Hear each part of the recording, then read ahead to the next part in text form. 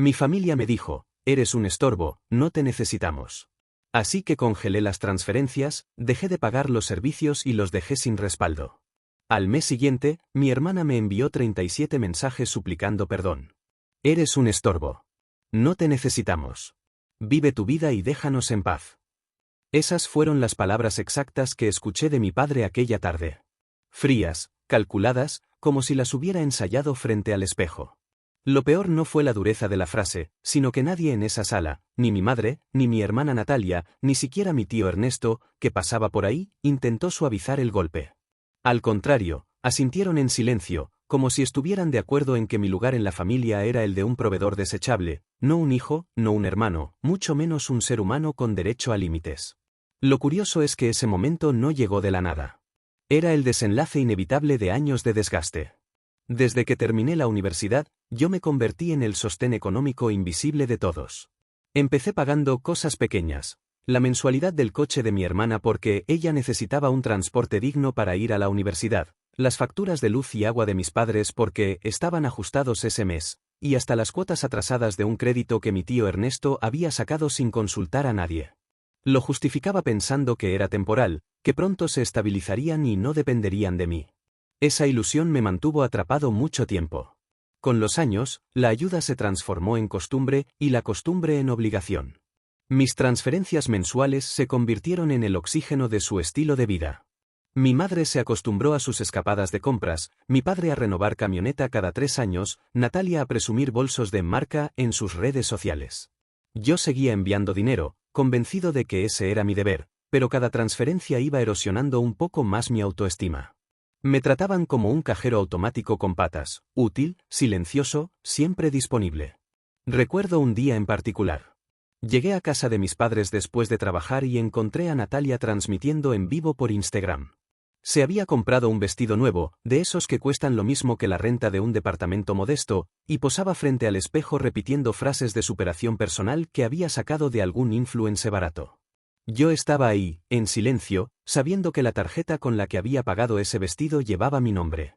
Quise decir algo, exigir un poco de gratitud, pero cuando lo intenté mi madre me cortó de inmediato. Samuel, no seas envidioso.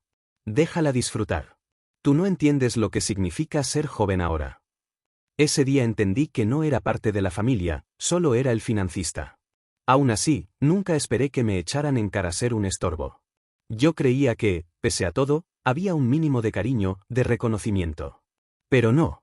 Cuando intenté poner un límite, cuando sugerí que redujeran gastos porque no podía seguir sosteniendo sus caprichos, la respuesta fue una asamblea en mi contra.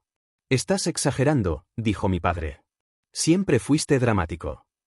Controlador, añadió mi madre, con ese tono de reproche disfrazado de preocupación. Y Natalia, que nunca pierde oportunidad para herir, remató, lo tuyo da miedo. Obsesionado con el dinero, como si todo girara en torno a ti. Relájate. No te necesitamos. Es extraño cómo una sola frase puede cambiar la manera en que ves toda tu vida.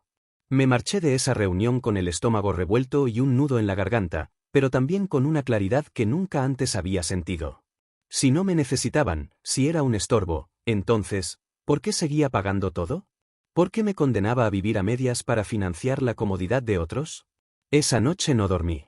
Abrí mi computadora, revisé cada una de las transferencias de los últimos 5 años y sentí que la sangre me hervía. Eran miles y miles de dólares diluidos en cuentas ajenas, en compras absurdas, en viajes que nunca disfruté. Había sostenido a 3 adultos perfectamente capaces de trabajar, mientras yo me privaba de vacaciones, de hobbies, de proyectos personales.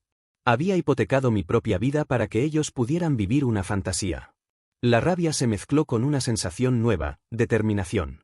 Al amanecer tomé la decisión. Congelé todas las transferencias automáticas. Cancelé las domiciliaciones de los servicios que pagaba a nombre de mis padres. Llamé a la compañía telefónica para desvincular mi tarjeta de sus planes de datos. Por primera vez en años, no sentí culpa. Sentí libertad. El silencio fue inmediato, casi inquietante. Durante la primera semana no recibí mensajes ni llamadas. Creí que tal vez habían entendido, que al fin habían aceptado que cada quien debía hacerse responsable de su vida. Pero no. Era solo la calma antes de la tormenta. El segundo viernes, mientras trabajaba desde casa, mi celular vibró sin parar. Al revisarlo, vi que Natalia me había enviado 37 mensajes seguidos en menos de 2 horas. Necesito hablar contigo ya. Esto no es justo. No tienes idea de lo que estamos sufriendo. Te pasaste, Samuel. Perdón si alguna vez te hice sentir mal, pero por favor no nos dejes así. La avalancha de notificaciones era absurda, casi cómica. Abrí uno al azar y leí: si no reactivas las transferencias hoy, nos cortan la luz. ¿Eso es lo que quieres? ¿Que vivamos como pobres? Me reí solo en mi sala. Vivir como pobres, qué ironía. Lo que ella llamaba pobreza era simplemente vivir como adultos normales, pagando sus cuentas con su propio dinero. No respondí. Guardé el celular en el cajón y seguí con mi día. Era hora de que conocieran el verdadero significado de independencia. Los mensajes de Natalia seguían llegando, uno tras otro, con la insistencia de alguien que nunca había conocido límites. Me senté en el sillón, respiré hondo y por primera vez me permití ver la situación con frialdad absoluta. No era un acto de crueldad, sino de justicia. Durante años había sido usado como respaldo financiero, y ahora era hora de que comprendieran lo que eso significaba. Llamé a Leo. No podía compartir esto con nadie más. Él había sido mi confidente, mi hermano en la vida, y además tenía esa habilidad única para analizar problemas como si fueran un rompecabezas imposible. Leo, dije al otro lado de la línea, esto se salió de control. Pero creo que finalmente entendí cómo actuar. Leo se rió con esa mezcla de diversión y admiración que siempre me provoca nervios. Finalmente te diste cuenta de que esto no es un problema familiar, Samuel. Es un proyecto. Un proyecto de sobrevivencia y justicia al mismo tiempo. Le conté lo que había hecho, las transferencias congeladas, los servicios cancelados, las cuentas desvinculadas, todo. Cada palabra era medida, como una estrategia militar. Leo escuchaba, asintiendo en silencio, y luego dijo: perfecto. Lo que viene ahora es ejecutar un plan con pasos claros y medibles. Esto no se trata de venganza ciega, sino de devolverles a cada uno exactamente lo que merecen, responsabilidad por sus actos. Comenzamos a mapear la situación. Primero, había que documentar cada movimiento financiero de los últimos años, incluyendo pagos que yo había realizado sin recibir nada a cambio. Cada compra, cada retiro, cada gasto absurdo de mi familia debía quedar registrado. Necesitábamos evidencia de cómo habían vivido cómodamente a costa de mi trabajo y sacrificio. Mientras revisaba los extractos, me sorprendí de nuevo. Natalia había acumulado cargos en boutiques de lujo, spas, restaurantes exclusivos, todo pagado con mi dinero. Mi madre y mi padre habían generado sobregiros, penalizaciones, intereses innecesarios. Y Ernesto, bueno, lo de Ernesto era mucho más grave. Había usado parte del patrimonio de mi abuelo para gastos personales y para financiar lujos que nada tenían que ver con la herencia. Era un patrón claro de abuso y descuido, de codicia disfrazada de autoridad. Leo me enseñó a organizarlo como si fuera un caso legal, archivos separados por tipo de gasto, fechas, relevancia, pruebas visuales donde fuera posible. Por ejemplo, cada foto de Natalia en Instagram con ropa o accesorios que yo había pagado se convirtió en evidencia de cómo se apropiaban de mis recursos. Cada viaje, cada cena, cada lujo innecesario quedaba registrado. No era solo dinero, era la demostración palpable de su dependencia y deshonestidad. Al final del primer día teníamos un expediente robusto. Mientras Leo verificaba los datos, yo sentí una claridad que hacía años no experimentaba. Ya no era víctima, ya no estaba atrapado en la obligación de sostenerlos. Ahora tenía el control. Y con control viene poder. La segunda fase fue estratégica: cortar gradualmente su acceso a mis recursos sin que pudieran atribuirme intenciones. Cancelé líneas de teléfono, desvinculé tarjetas de crédito, eliminé pagos automáticos. Fue casi terapéutico observar cómo, en cuestión de días, comenzaron a sentir la falta de ese soporte que consideraban eterno. La confusión inicial se transformó rápidamente en ansiedad. Natalia fue la primera en reaccionar. Sus mensajes pasaron de súplica a reproche, de reproche a amenaza velada: si esto no se arregla, voy a exponer que me estás dejando sin dinero y responsabilidades. Cada notificación era un recordatorio de la dependencia que habían construido sobre mí. Me reí por primera vez con total libertad. La sensación de que su mundo se tambaleaba mientras yo permanecía firme era un alivio que no había sentido en años. Mi madre intentó mantener la compostura con amenazas sutiles: si no colaboras, serás responsable de todo lo que ocurra con esta familia. Y mi padre, siempre dramático, mezclaba súplicas con justificaciones: hijo, no entiendes, necesitamos tu ayuda para todo. Todo. Leo y yo nos mirábamos y asentíamos con complicidad. Cada intento de manipulación solo confirmaba que íbamos por el camino correcto.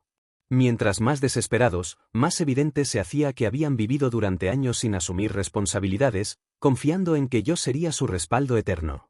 Esa noche, mientras revisábamos una vez más las cuentas y los mensajes acumulados, Leo me dijo algo que quedó grabado en mi memoria. Recuerda, Samuel, esto no es solo dinero. Es aprendizaje. Ahora ellos van a aprender que no todo tiene que girar alrededor de ti. Que no eres un salvavidas perpetuo. Que hay consecuencias reales para las decisiones que tomas. Me dormí con esa sensación de paz tensa, la tormenta apenas comenzaba, pero por primera vez en años, yo tenía las riendas de mi vida, y ellos empezarían a experimentar, paso a paso, lo que significa depender de sí mismos. La mañana siguiente amaneció silenciosa, pero cargada de anticipación. Me senté frente a mi computadora con Leo a mi lado, como si estuviéramos planeando una operación militar. No había lugar para errores. Cada movimiento tenía que ser calculado, preciso, y sobre todo, irreversible. Primero, atacamos los servicios básicos.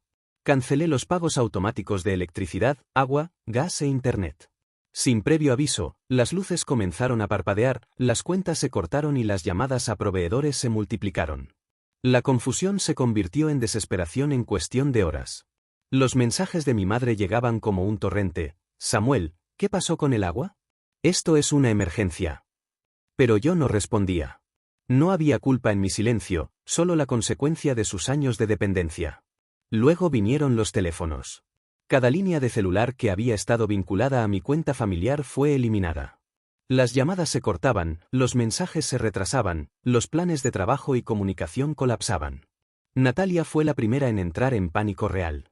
Sus mensajes pasaban de exigencias a súplicas. Por favor, Samuel, necesito mi teléfono. Esto afecta mi trabajo y mi vida. Cada notificación era una mezcla de diversión y satisfacción.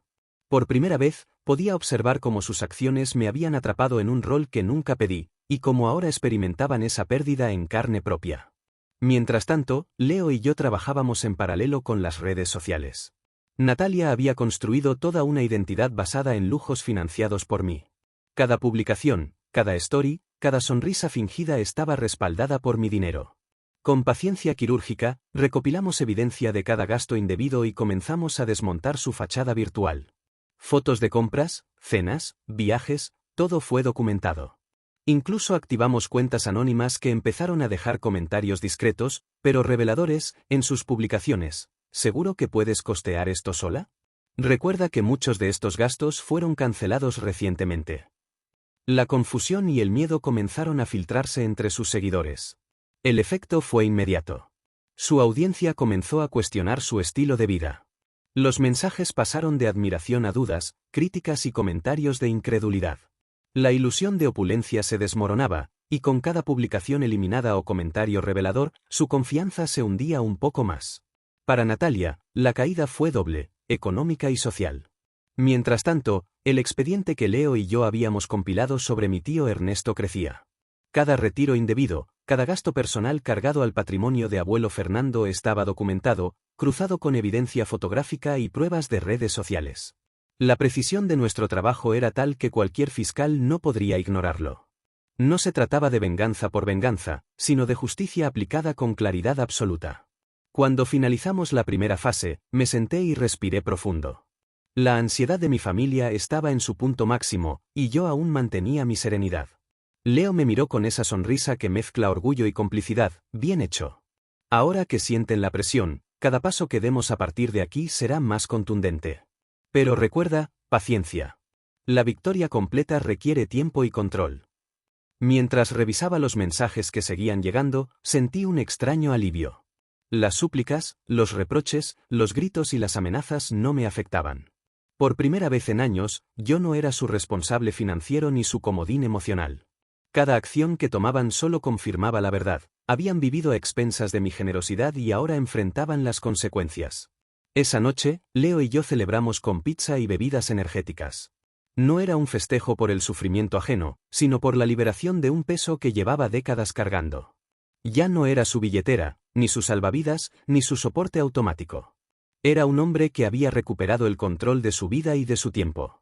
Pero sabíamos que esto era solo el principio.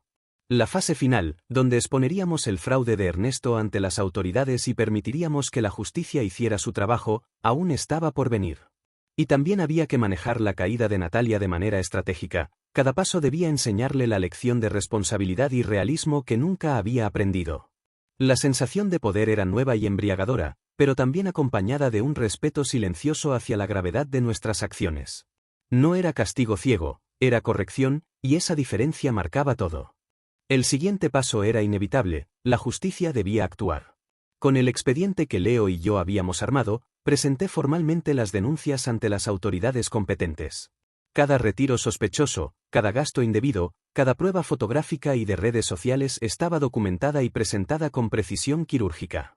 No había margen de duda, tío Ernesto había violado su deber fiduciario durante años. La reacción no se hizo esperar. En menos de 48 horas, el fiscal se comunicó con Ernesto para verificar los movimientos y revisar las pruebas. La sorpresa y el nerviosismo se reflejaban en sus gestos y palabras, y pronto comprendió que no había escapatoria. Las cuentas se congelaron, los bienes se bloquearon, y la posibilidad de enfrentar cargos por fraude patrimonial se volvió inminente. Mientras tanto, la presión sobre mi familia aumentaba. Sin mi respaldo financiero, la estructura que sostenía su vida cotidiana se vino abajo. Las facturas se acumulaban, los pagos automáticos fallaban y las solicitudes desesperadas llegaban a mi bandeja de entrada por todos los medios posibles: llamadas, mensajes, correos. Natalia, que siempre había vivido en un mundo de apariencias, entró en pánico cuando sus tarjetas dejaron de funcionar y sus lujos desaparecieron en cuestión de días. Pero lo más revelador fue la reacción emocional de mis padres. Raúl y Claudia, acostumbrados a depender de mi apoyo sin cuestionar nada, empezaron a sentir el peso de sus decisiones. El orgullo se convirtió en miedo, la indiferencia en ansiedad. Vi cómo sus manos temblaban al abrir cada factura, cómo discutían entre ellos sin encontrar solución y cómo su percepción de control se desmoronaba. Por primera vez, entendieron lo que significa depender completamente de alguien más y perderlo de repente. Leo y yo no nos limitamos a la presión financiera, también trabajamos sobre la imagen pública de Natalia. Cada publicación ostentosa, cada foto de vida perfecta, se convirtió en evidencia de una vida sostenida artificialmente. Los comentarios comenzaron a cuestionarla, los seguidores dudaban y la reputación que había construido se desintegraba lentamente. La lección era clara: no puedes sostener un mundo de mentiras sin consecuencias. Al mismo tiempo, los abogados del Estado comenzaron a intervenir. Ernesto recibió citaciones, sus activos fueron congelados y la investigación avanzaba de manera inexorable. Cada intento de mi familia por manipular la narrativa o desviar la culpa resultó inútil. Por primera vez, la ley actuaba donde la familia había fallado. Una tarde, mientras revisaba las actualizaciones de las autoridades y los comentarios en redes, Leo se recostó en el sillón y dijo: «Mira lo que logramos. No es venganza, Samuel. Es justicia aplicada de manera impecable». Su frase resonó en mí. Nunca había sentido tanta claridad. Cada acción que habíamos tomado estaba basada en evidencia, proporcionalidad y la necesidad de enseñar una lección que no olvidarían jamás. Y entonces llegaron los primeros intentos de contacto. Mensajes, llamadas, emails de disculpa, súplicas de ayuda.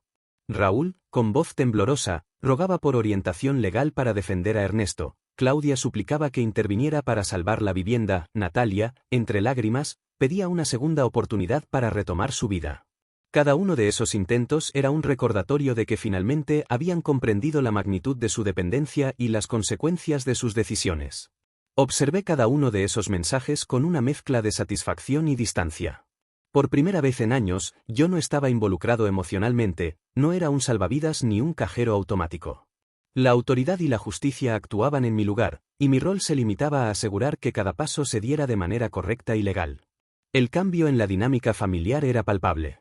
La desesperación reemplazaba la arrogancia, la dependencia sustituía la indiferencia, y la conciencia de sus errores comenzaba a filtrarse lentamente.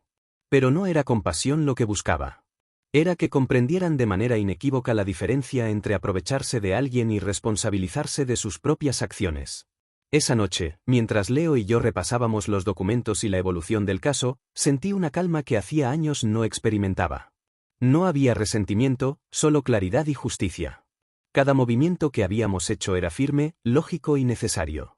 Y, lo más importante, ya no dependía de ellos ni de su aceptación para vivir mi vida. Semanas después, la magnitud de lo que había ocurrido comenzó a asentarse en mi familia. Sin mi respaldo económico, todo su mundo se derrumbó de manera progresiva pero inexorable. La casa que habían ocupado durante años dejó de ser una opción, el propietario revisó los ingresos reales del grupo familiar, al ver que no podían cubrir los pagos, les dio un plazo de 30 días para mudarse. La angustia era palpable, pero era también la primera lección tangible de responsabilidad. Ernesto enfrentaba cargos serios por fraude y malversación. Sus abogados, finalmente contratados con ayuda parcial de la familia, dejaron claro que enfrentaba entre 5 y 10 años de prisión si se declaraba culpable. La noticia circuló rápidamente. Por primera vez, mis padres comprendieron la magnitud del problema. El descuido, la deshonestidad y la falta de previsión tenían consecuencias legales reales. Mi hermana Natalia, acostumbrada a un mundo de lujos artificiales, enfrentó la cruda realidad. Su crédito destruido, sus tarjetas canceladas y la imposibilidad de sostener un estilo de vida fingido la obligaron a replantearse su existencia. Decidió regresar a vivir con mis padres, mientras buscaba un empleo común para cubrir gastos básicos. Sus aspiraciones de influencer se desmoronaban frente a la realidad, y cada intento de mantener su fachada fracasaba. Era una transformación lenta, dolorosa y definitiva. Un sábado, mi padre Raúl se presentó en mi departamento. Su aspecto reflejaba derrotas acumuladas, camisa arrugada, cabello desordenado, expresión de total sumisión. Llevaba consigo la esperanza de revertir la situación, o al menos de encontrar mi perdón. Lo dejé entrar, sin ofrecer asiento ni palabras de bienvenida. Su voz temblorosa rompió el silencio. «Samuel, necesitamos tu ayuda, no podemos con esto solos». Lo escuché con atención, evaluando cada palabra. Su arrepentimiento era evidente, pero la motivación estaba teñida de desesperación más que de comprensión genuina. Les expliqué, con calma pero con firmeza, que la ayuda no era automática. No pueden esperar que limpie los desastres que ustedes mismos provocaron, les dije. Cada gasto indebido, cada decisión irresponsable y cada abuso de mi generosidad tenía consecuencias.